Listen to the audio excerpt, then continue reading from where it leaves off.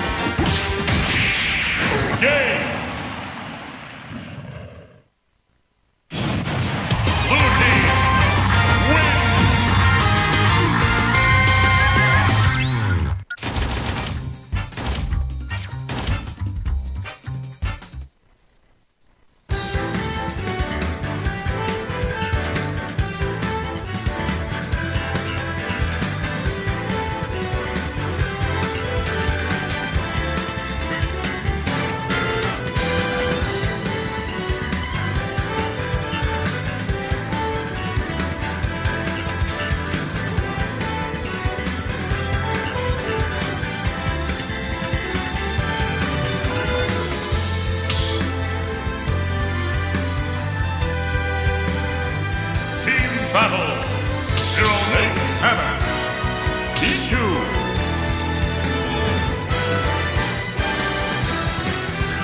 Wolf.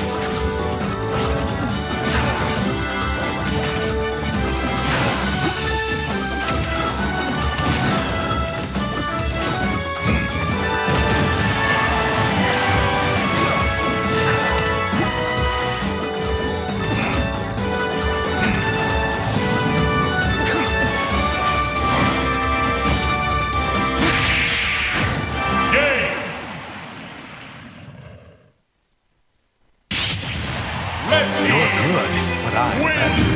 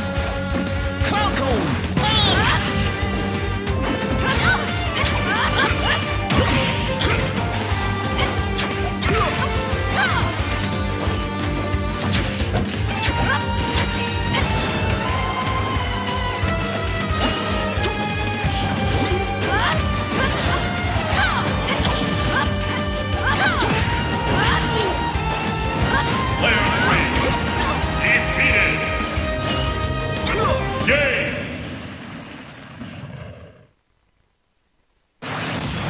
Yellow team wins.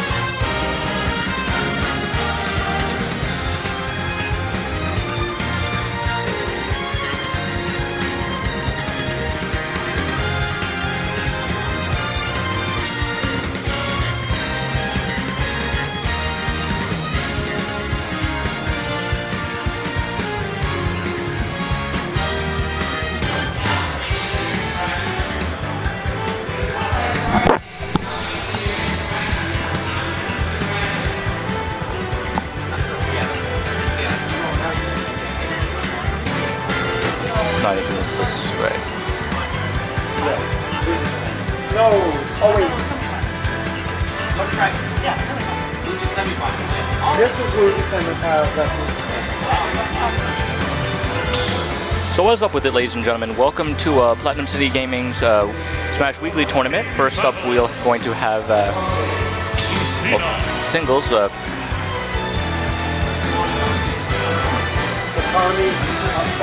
and Season on the red. Pokemon Trainer. Happy Friday, brothers. I'm sorry, could you repeat that?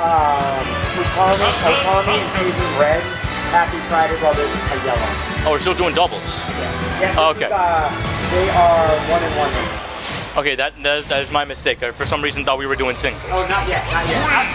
3, 2, 1, go!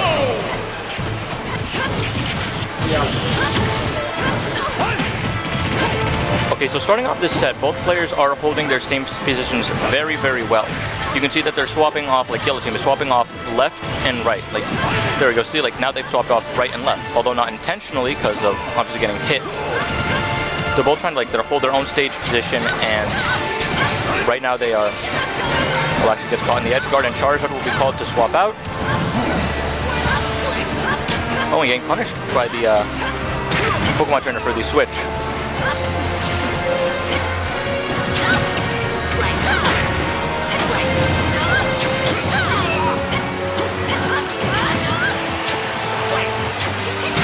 Getting punished for the forward smash, and right there that would have been a much more opportune of them to actually focus on the Pokemon trainer right there, because in this game it's very unlikely that they would successfully get an edge guard, so it would have been much more beneficial to go against the Ivysaur and just gotten that kill. That way they would have put themselves in a good 2v1 situation, and if they had killed in time, then hopefully they would have had enough time to kill the Falcon player as well. Like right now, see, red team is keeping the Falcon at the corner and pressuring him because they know that the opponent Lucina is going to be able to make it back. Right now they're returning to neutral, and there we go. Good synergy by, no.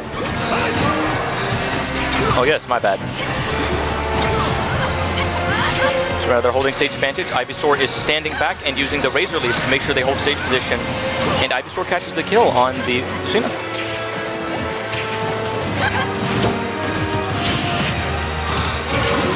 That's the down throw, and it seems like this Ivysaur is playing an extremely back roll seat right now. He's letting Lucina be aggressive, and oh, there we go. See, exactly. They went for the attempted team's kill, and almost got it, but a little bit of missed opportunity by. Oh, thank you.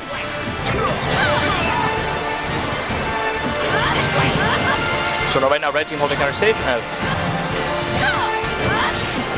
And our red team using, once again, holding the center stage position, making sure that when their opponent's at the edge, that they do not come back. They can control stage for as long as possible, rack up their damage, and since they're closer to the edge, they will be able to actually kill sooner than they would from center stage. Which is why, like, especially in teams, it's very important that they hold their stage position. Like right now, they're splitting them up, they're holding their own positions, because teams is not just a 1v1. Teams is about interacting with your partner, making sure that, like right there, like, you're ready for what they're going to do, and right there we go again. Back in neutral, Lucina getting punished for holding the Vector Belong. Oh, attempts to go to the counter and will actually SD for it.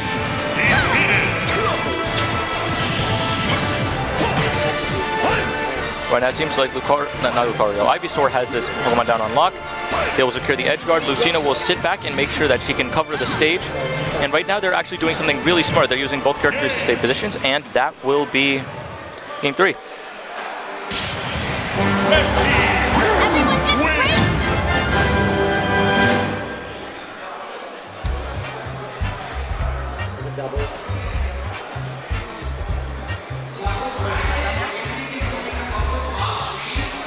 And with that, that will be a 2-1 victory for Akami and Season.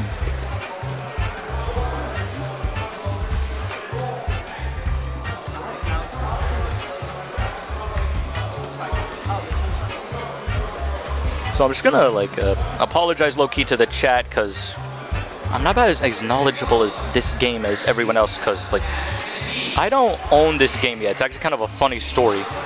You see, I have a little brother, and we shared a Switch. And like prior to this game, I did not care for that Switch at all. I didn't care about Odyssey. I didn't care about Super Mario Party. I didn't care about any of that. So I was like, all right, it's pretty much yours until Ultimate comes out. And then a week before Ultimate, I find out he lost it. Not just the Switch. He lost the Switch, the Joy-Cons, and what impresses me most, the dock. Quite an impressive feat if you ask me, so now having that lost, I can't exactly play this game, so just a fun story I thought I'd share between sets. And right now we will be expecting a...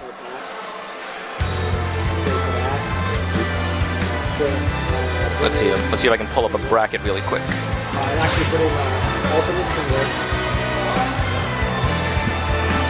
Is there a bracket up for doubles? Okay, perfect, thank you.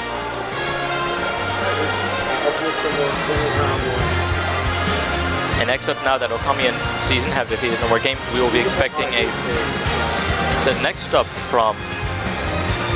Oh no, this should actually be Winner's Round 1.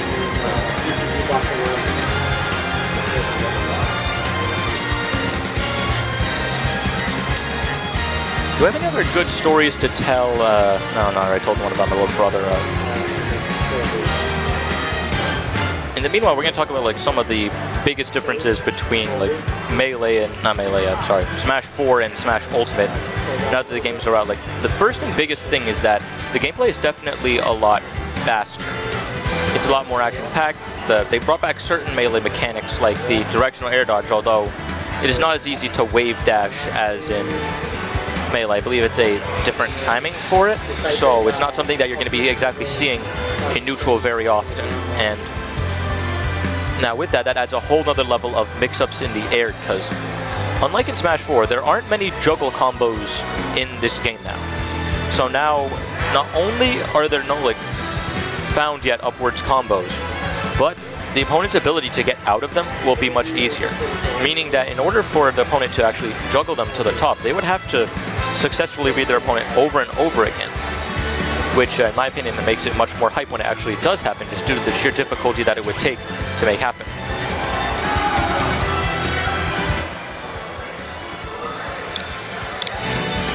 And now next up on the stream, we will be having Okami and Season versus No More Games.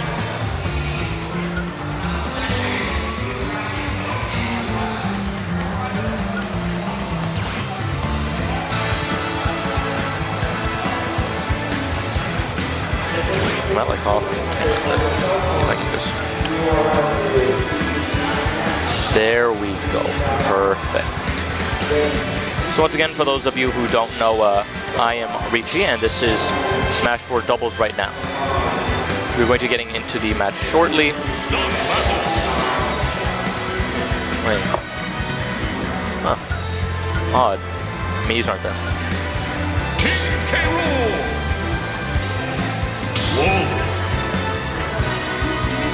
Yeah. I was like, I don't want to get hit by this wall. Yeah. Yep. We actually posted it.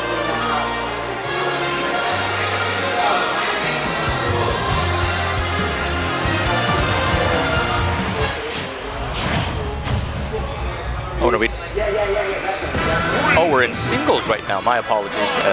And we're going to be starting off with an interesting matchup, Wolf versus King K. Rool. Not sure why I zoned out on his name for a minute. So right now K. Rool is holding center stage right now. You can see that he's doing a very good job at keeping that Wolf in the corner, and that's how he's managed to get so much damage off of that.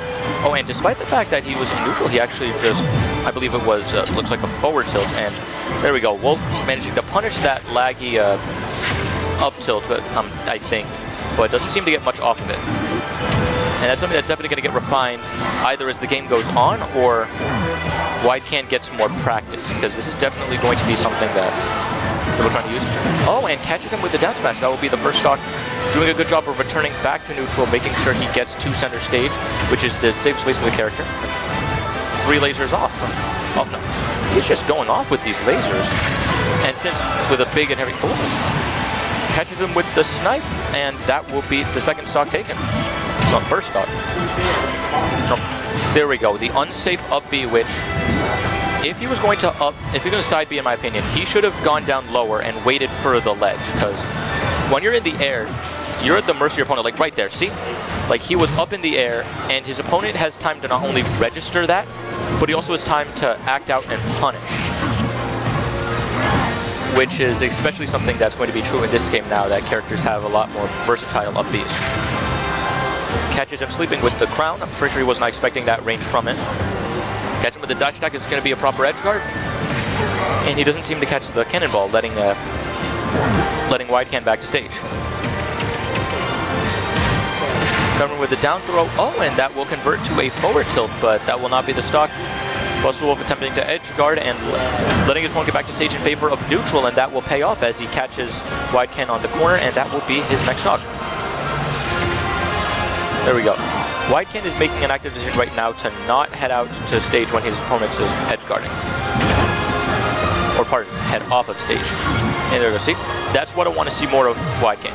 Because despite the fact that King K. Rool has amazing range, like amazing moves, sometimes his moves are extremely slow, and I just want to see Wide Can like focus more on waiting for those laggier moves to come out, and then punishing. Like right there, see, like right now he's holding center stage. Oh, and he just sits there. See? Like he needs to be more aware of what's going on. He needs to not, as they say, fall asleep behind the wheel. Even for those split amount of seconds, it can cost him. And there we go. See, what he did right there is that if he went off the side of the stage and Bustlewolf failed to tech, which he was at 179, so it's very likely he wouldn't have, he would have gone to spike a forward smash, and that would be the last stock. This is not impossible for Wide Can. Just like he said, he needs to take it slow, take it patient. Oh, and that will be the down smash, and that will be game one.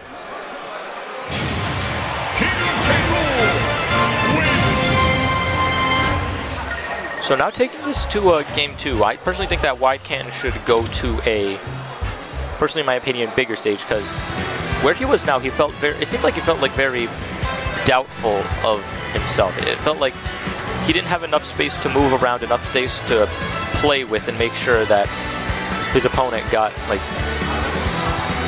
that he had space to, like, play with. I'm not exactly sure what the wording on this is.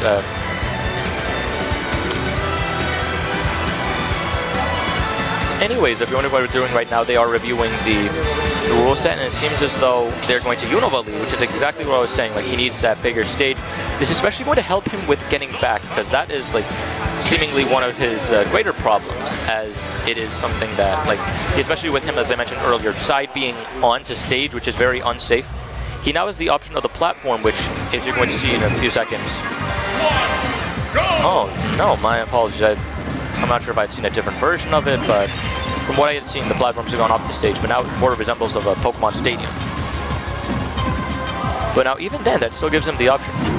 And the Wolf's going to wait, which was very good, because if he rolled up, he could have very well been caught by that. Oh, smash gets drawn back into neutral. The crown's going to be used to apply pressure. Oh, and that right there is the type of pressure that you're going to see from the, because see, holding that right there, if he rolls, oh no, okay, so Wide Can just needs to not roll up. Even if he just like jumps, there we go, see? He kept doing standard get up, and that's exactly why he got punished, which I'm not sure why he did that, because he needs to have a bit more recognition of these things. If something happens once, he needs to get away from that situation, see? Like now he waited a little bit instead of acting immediately. Does down smash, which actually does seem to convert to a forward tilt, which will kill. There we go, that crown. Bustlewolf is doing an extremely good job with his King K. Rool. You see him like throwing out the crown, like in this situation, like it applies pressure to Wide Can, because he knows that he has to do something before that crown gets out. Because if it does, and it comes back, oh, that is a spike, but he managed to, I believe, tech off of the side of the platform and make it back. Bustlewolf doing a good job of holding center stage position, making it hard for Wide Can to return forward smashes, but that will not be the stock. Uses the cannonball, and he's going to, oh, and that seems like that was a hard read by his opponent, knowing that he wouldn't go to ledge, or would rather try to and just slightly miss it. So now Bustlewolf seems to have this game in the lock, but it is not impossible for Wide Can to pull a comeback. He needs to have a bit more recognition of what is going on. He needs to play a bit more carefully and Now falls asleep behind the wheel. Oh, there we go. He uses the back air. That will take the stock. It is an extremely low percent. So if Whitecan can manage to start dealing some damage, somehow get an early stock. Oh, there we go. See? He drew a combo and get caught by the super armor. Forward smash, raw forward smash in neutral. Not expecting that one. And that will be it. 2-0 to Buster Wolf.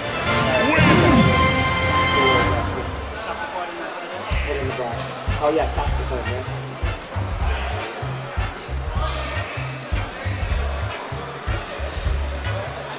So as for that match, definitely something to take away from that is that when coming into a new game, you got to be a lot more like adaptive with your gameplay.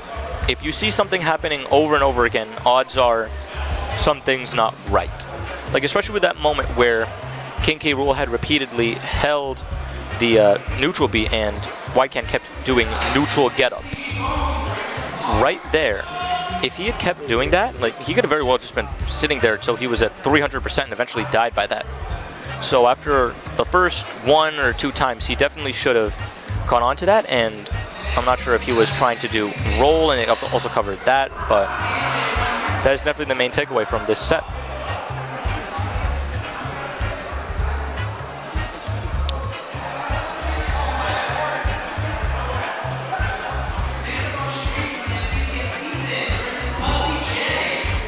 Next up on stream, we're going to have a Season versus Busty J.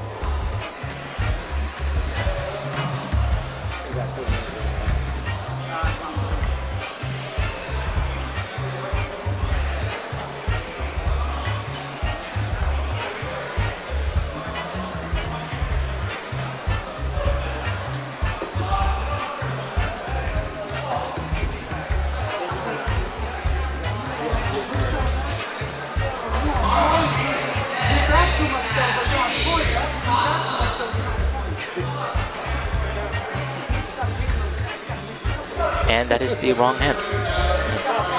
I was wondering why my hand was moving up, but...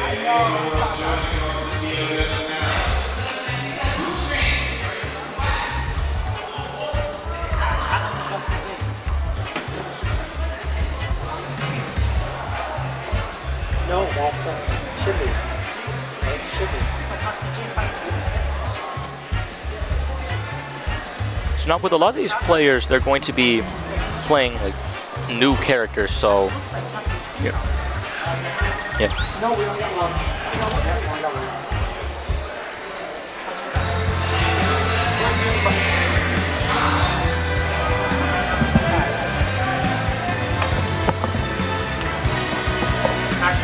Oh no! Oh no! He back up. Yeah. Oh my bad.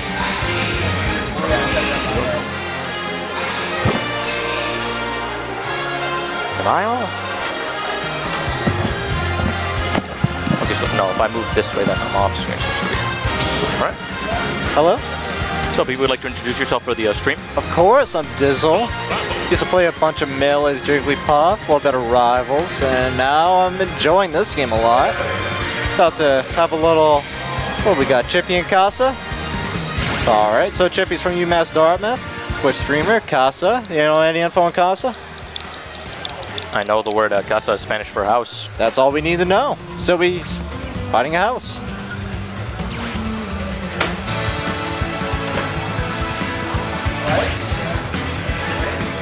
Alright, so what are you loving about this game so far? I mean, I'm going to be honest, I don't actually own this game yet because I was actually telling you the story a little earlier. My brother managed to lose like the Switch, the dock, the Joy-Cons. So I haven't had a chance to actually like that's play like this the whole game thing. Yet. Yeah, that's like the whole thing. All we have left is the box. That's just a box. You can't. Doesn't. I mean, to be fair, Nintendo cardboard is pretty expensive with Labo, but I don't think that qualifies.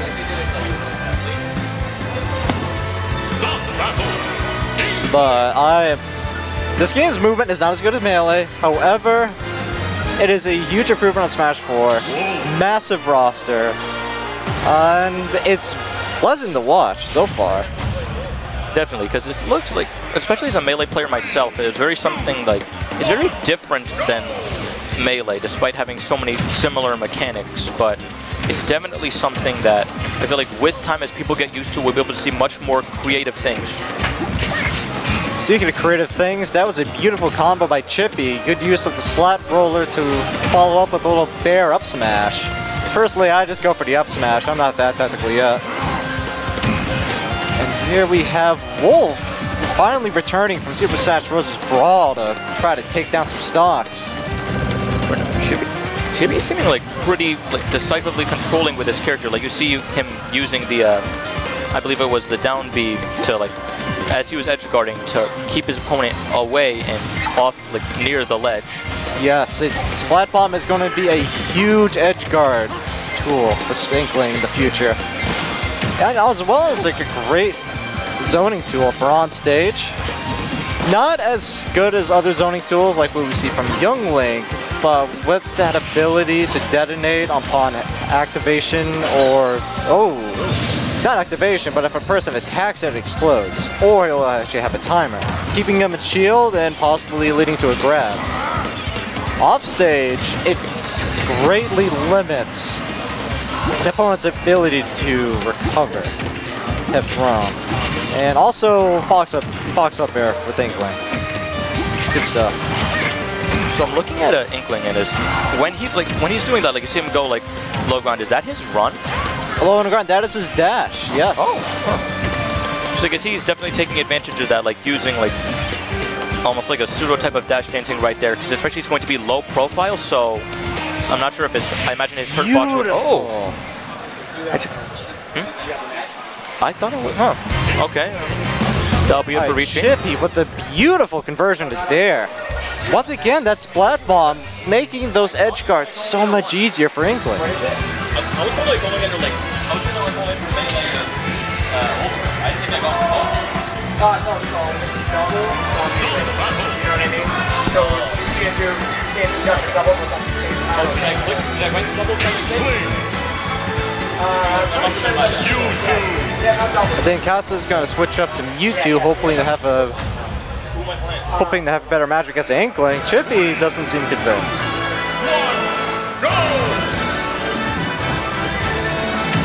Ooh, Creamsicle Mewtwo, always a pleasure to see. The ability to tilt off of dash is so beautiful.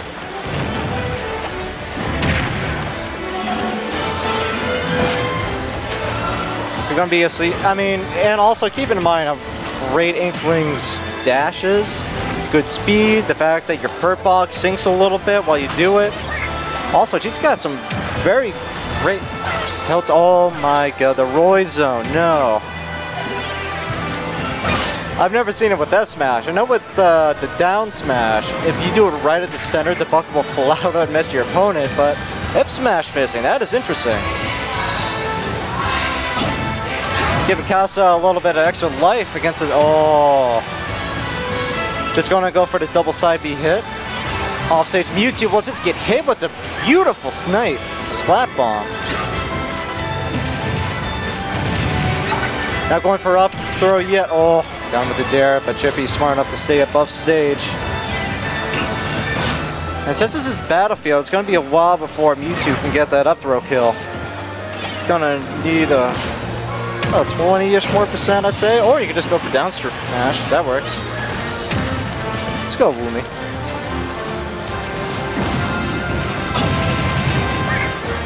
Could use the jab, all off stage. Oh my, beautiful from Kasa.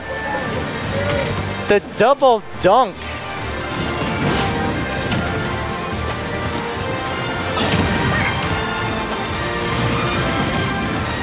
Kasa now looking alive against Chippy.